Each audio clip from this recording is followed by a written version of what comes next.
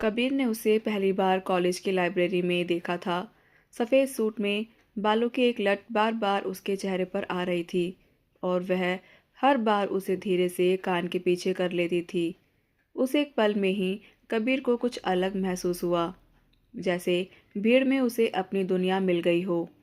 धीरे धीरे दोनों की मुलाकातें बढ़ने लगी, कभी नोट्स के बहाने, कभी कैंटीन में चाय के साथ, तो कभी बस यूं ही बिना किसी वजह के।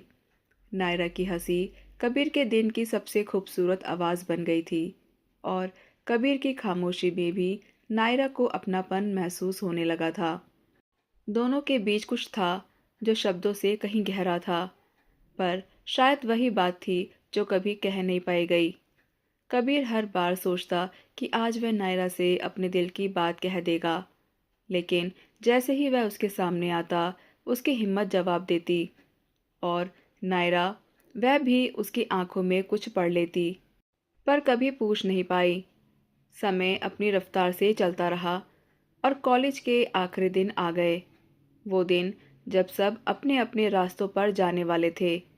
उस शाम जब सूरज ढल रहा था, नायरा ने कबीर को आखिरी बार मिलने के लिए बुलाया। दोनों उसी पुराने पेड़ के नीचे खड़े थे जहां उन्होंने अनगिनत पल साथ बिताए थे। हवा में एक अजीब सी खामोशी थी, जैसे वक्त भी रुकना चाहता हो। नायरा ने धीरे से कहा, कबीर, अगर कुछ कहना है तो आज कह दो, शायद फिर मौका ना मिले। कबीर का दिल जोर जोर से धड़क रहा था। उसके होंठ कांप रहे थे, लेकिन शब्द फिर भी बाहर नहीं आ रहे थे। उसने बस इतना कहा, अपना ख्याल रखना। नायरा की आंखों में एक पल के लिए उम्मीद जगी थी, जो अगले ही पल टूट गई। उसने हल्की सी मुस्कान दी, तुम भी, और बिना पीछे देखे चली गई। सालों बाद एक दिन कबीर को नायरा की शादी का कार्ड मिला। उसका नाम किसी और के साथ जुड़ा हुआ देखकर उसके दिल में एक अजीब सी टीस उठी। उस रात उसने पहली बार अपने आप से कहा, काश उस दिन कह दिया होता। लेकिन अब बहुत देर हो चुकी थी।